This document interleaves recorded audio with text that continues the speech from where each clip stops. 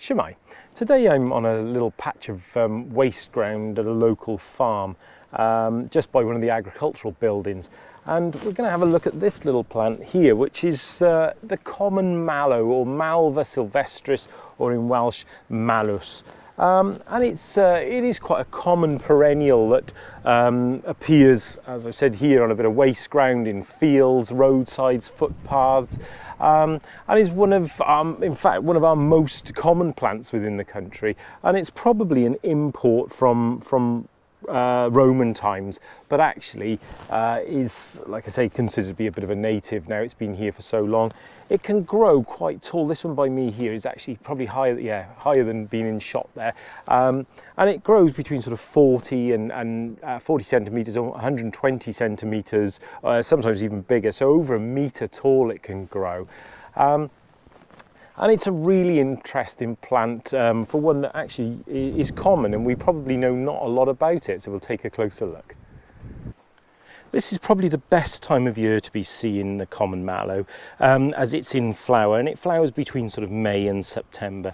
And you can see here that they've got these beautiful pinkish flowers, and when you look closely at them, you can see there's sort of purple, the dark purple veins in them. Now they're in ditriped. There's 5 petals on them, and they're about 2 to 3 centimeters long, with these lovely dark veins that run through them. And at the base you can normally find like a beard of short hairs, and they grow in clusters near the top of the plant. And if I look lower down, there are a few flowers lower down, but not as many as you'll find up here at the top of the plant. And you can see before they open, they're like these little purple sort of pyramids, little shapes, little sort of pointy. Now, those flowers, once they've flowered, obviously will turn into the fruit, which is like a ring of nutlets that are approximately 1 centimeter across. Now I can see some that immature ones lower down that are not quite ripe yet, but if I pick that one off, you can at least see.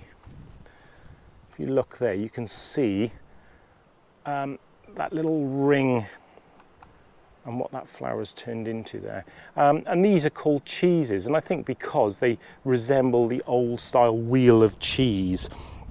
And they are edible. These are edible, and most of this, well, all of this plant is edible, and that's why it's so important to be able to identify things accurately.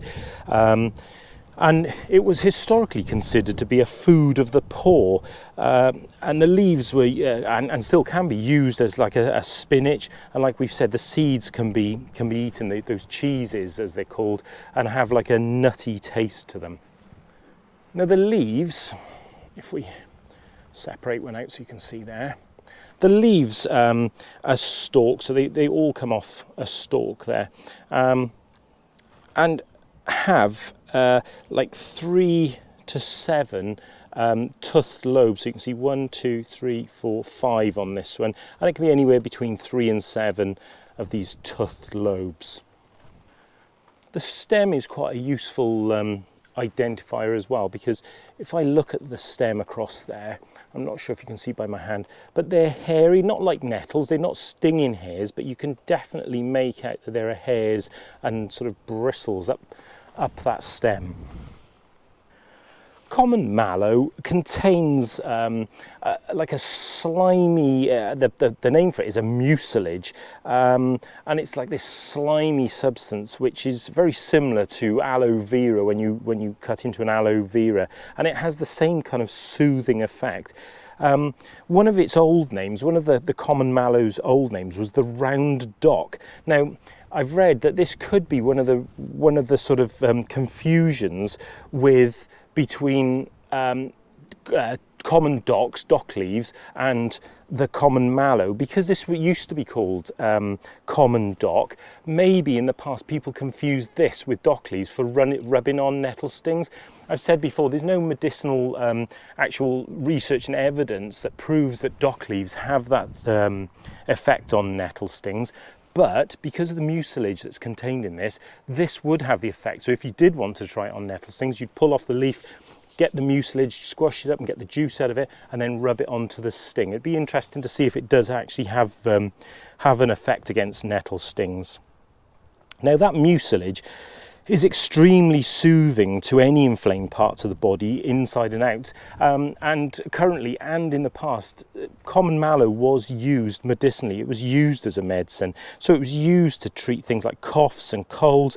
It said it was particularly good for sore throats and any kinds of swellings or insect bites and stings.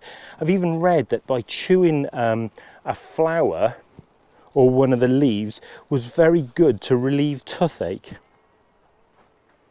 Now, mallow is generally, more often we think of when we talk about mallow, is marshmallow. Now, marshmallows are far, again, it is a plant, not just the food. Marshmallows are far less common and actually they're becoming quite rare and less easy to find. But like I say, this common mallow is one that you are likely to come across if you're out and about. So there we go. The common mallow. It's well worth going out to try and find it. Like I say, it is one of our most common plants, so it shouldn't have too much trouble finding it, especially at this time of year while it's in flower. So go out, see if you can find it, and good luck.